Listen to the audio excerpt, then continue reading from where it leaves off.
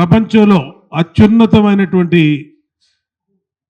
ఇంజనీర్ల బృందాన్ని పోలవరం ప్రాజెక్టుకు తీసుకురావడం కానీ, దాంట్లో రాష్ట్ర మంత్రివర్యులు ఇరిగేషన్ శాఖ మంత్రివర్యులు నిమ్మల రామానాయుడు గారు, అలాగే మన ఈఎన్సీ గారు, ఇంజనీర్లు, సిఈలు, ఎస్సీలు అందరం కూడా మళ్ళీ ఈరోజు తాగునీటి ప్రాజెక్టులు, సాగునీటి ప్రాజెక్టులని మళ్ళా పూర్వ వైభోగం తీసుకొచ్చే దిశగా తెలుగుదేశం ప్రభుత్వం పనిచేస్తూ ఉంది. సంతోషం. ఎందుకంటే రేపు మనకి జీవనాడి అయినటువంటి పోలవరం పూర్తవ్వాలి. ఏ కళలు కన్నారో కేఎల్ రావు ఆ కళలన్నీ నెరవేరాలి.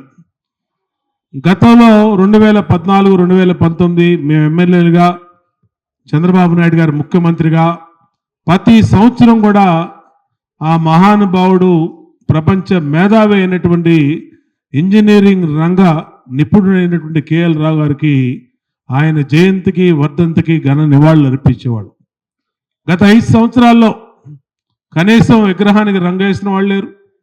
సమాధి దగ్గర ఒక పువ్వు పెట్టి ఆ మహానుభావుడు ఈ తరం కోసం, ఈ జాతి కోసం, ఈ ప్రజల కోసం చేసినటువంటి సేవల్ని ఆయన మంత్రిగా, ఒక పార్లమెంట్ సభ్యుడిగా, ఒక ఇంజనీర్గా, బహుముఖ ప్రజ్ఞాశాలిగా చేసినటువంటి సేవల్ని భవిష్యత్ తరాలకి తెలియజేసే విధంగా గత ప్రభుత్వం పనిచేయకపోవడం దురదృష్టకరం. కానీ ఈ ప్రభుత్వం వచ్చిన వెంటనే మొట్టమొదటి కేఎల్ రావు జయంతిని ఇవాళ మంత్రి నిమ్మల రామానాయుడు గారు ఈ కార్యక్రమం ఇక్కడ పెట్టాలి, ఆయనకి ఘన నివాళులు అర్పించాలని చెప్పి పూనుకోవటం చాలా శుభపరిణామం.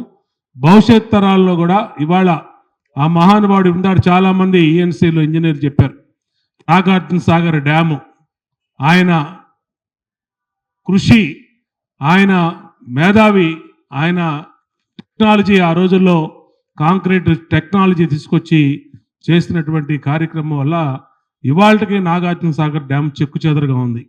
కృష్ణా బ్యారేజ్, మరి తర్వాత మనం మధ్యలో పులిచింతలు కట్టుకున్నాం. ఇవాళ కృష్ణా డెల్టా అంతా బతుకుతుందంటే ఆ మహానుభావుడు చేసినటువంటి ఆలోచన, ఆ మహానుభావుడు చేసినటువంటి కేఎల్ రావు గారి దూరదృష్టి.